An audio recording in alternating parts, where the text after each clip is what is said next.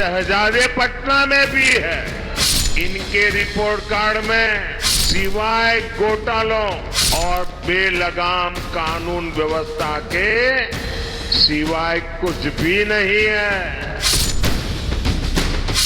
सनातनी खतरे में। वोट बैंक के कारण सनातन का अपमान होता है। मजाक बना रखा है राजनीति का।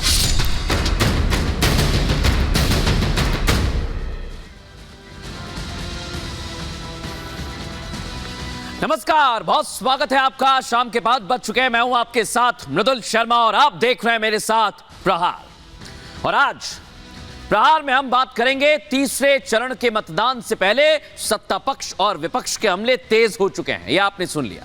चुनाव के दौरान विपक्ष हमला करते करते सनातन और हिंदुओं के मुद्दे पर बेतुका बयान देने लगा है। इस तरह के बयान विपक्ष की हताशा की तरफ भी इशारा कर रहे हैं। लेकिन इंडिया अलायंस के नेता अभी भी अपनी जीत का दम भर रहे हैं। लेकिन उनके सामने प्रधानमंत्री मोदी सबसे बड़ी चुनौती बने हुए हैं। प्रधानमंत्री नरेंद्र मोदी विपक्ष के हर हमले का जवाब भी दे रहे हैं, चाहे बात सनातन की हो या फिर पाकिस्तान पर प्रहार की। पीएम मोदी ने बता दिया है कि आपका एक वोट बहुत कुछ बदल सकता है। इन हमलों के बीच और तीसरे चरण में तो गुजरात की सभी सीटों पर मतदान होना है, जो बीजेपी के लिए काफी महत्वपूर्ण है। अब विपक्ष जीत हार के लिए कुछ भी करने को तैयार है, लेकिन पीएम मोदी की गारंटी उन पर भारी पड़ रही है। प्रधानमंत्री नरेंद्र मोदी ने गारंटी दे दी है, संपत्ति पर डकैती नहीं। आप देखिए, धार्मिक आरक्षण नहीं, परिवारवाद से छुटकारा दिलाएंगे, इसकी भी गारंटी दे दी है।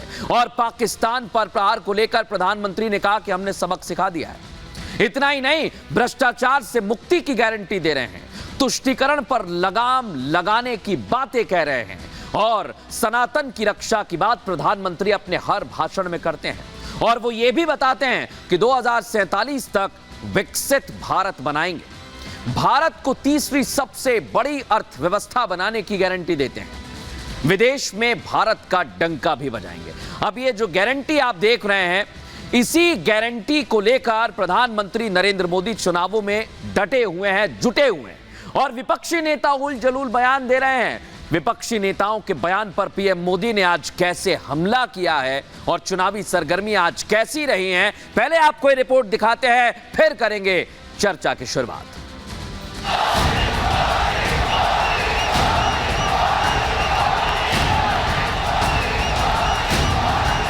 लोकसभा चुनावों के तीसरे चरण की वोटिंग से पहले सियासत गर्मा गई है।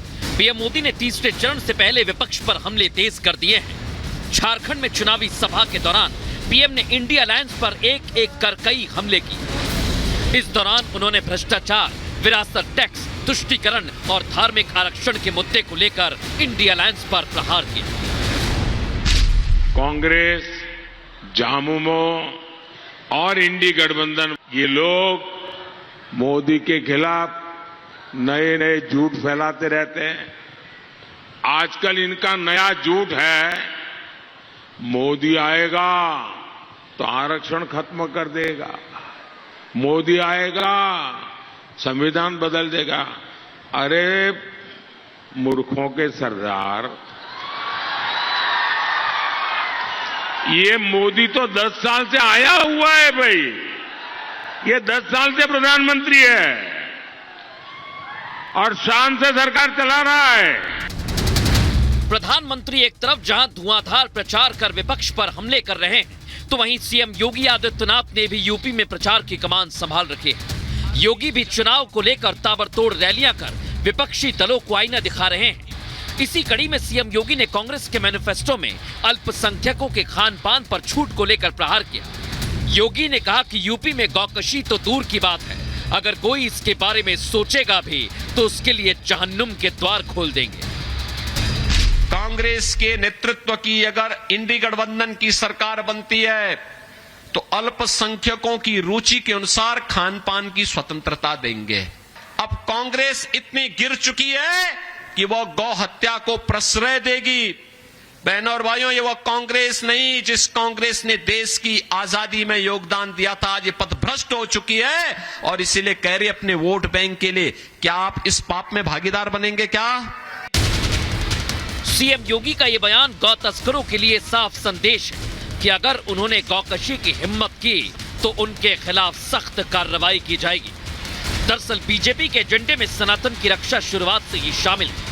उधर दूसरी तरफ इंडी गठबंधन की तरफ से बार बार सनातन के अपमान वाली बयानबाजी होती रही है। अब तेजस्वी यादव ने सनातन पर खतरे के मुद्दे को लेकर बेतुका बयान दिया। तेजस्वी ने इसके लिए संवैधानिक पदों पर बैठे लोगों को धार्मिक चश्मे से देखकर बयानबाजी की। तेजस्वी यादव के इस बयान पर बीजेपी की तरफ से पलटवार किया गया। प्रधानमंत्री हमारे सनातन धर्म के, राष्ट्रपति सनातन धर्म के, तीनों सेना के अध्यक्ष सनातन धर्म के, सब मुख्यमंत्री सनातन धर्म के, हर प्रदेश के हर गवर्नर सनातन धर्म के, तो फिर भी कह रहे सनातनी खतरे में। कैसे रे भाई? अरे सब ठग लोग हैं। ये लोग समाज को बांट करके राज करना चाहता है। तो बहुत ही शर्मनाक और बेबुनियाद बात है कि आप सेना के अध्यक्षों को भी राजनीतिक विवाद में ला रहे हैं। और ये वो सोच है कि जो सनातन धर्म के प्रति इतना अधिक शर्म महसूस करती है, इन लोगों के ऊपर वोट बैंक हावी है और वोट बैंक के कारण सनातन का अपमान होता है। लोकसभा चुनाव के 2 चरणों की वोटिंग संपन्न हो चुके हैं। अब लड़ाई तीसरे चरण को लेकर है। ऐसे में एनडीए और इंडी दोनों तरफ से तीसरे चरण का रण जीतने के लिए एड़ी चोटी की जोर आजमाइश चल रही है। ऐसे में सवाल ये कि चुनाव जीतने के लिए विपक्ष हर तरह का हथकंडा अपना रहा है। सवाल ये भी है कि तीसरे चरण में वोटर किसे अपना नेता चुनेगा। क्या तीसरे चरण से ही चुनाव में जीत हार की तस्वीर साफ हो जाएगी? Bureau report, Republic Bharat. तमाम खास मेहमान हमारे साथ जुड़ गए, उनका रुख करूं। सबसे पहले आपको बता दूं, तेजस्वी के सेना वाले बयान पर प्रधानमंत्री नरेंद्र मोदी ने जवाब दिया है। प्रधानमंत्री ने कहा देश की एकता तोड़ने की कोशिश है। आरजेडी सेना में हिंदू मुसलमान गिन रही है। देश की सेवा करने वाला भारतीय है, यह प्रधानमंत्री नरेंद्र मोदी ने कहा है। और आपको यह भी बता दें कि सेना को लेकर तेजस्वी यादव ने कहा कि तीनों सेना अध्यक्ष सनातनी हैं, लेकिन प्रधानमंत्री ने कहा कि देश की सेना में सेवा देने वाला हर शख्स भारतीय है। वहां पर हिंदू मुसलमान कर रही है आरजेडी। सुनवाते हैं जरा आपको आज प्रधानमंत्री नरेंद्र मोदी ने क्या कहा। विश्वास दिलाता हूं, जब तक मोदी जिंदा है, जब तक मोदी जिंदा है, एससी, एसटी, ओबीसी के आरक्षण पर कभी भी मैं खिलवाड़ नहीं करने दूंगा। साथियों, मैंने जब से कांग्रेस आरजेडी के इरादों को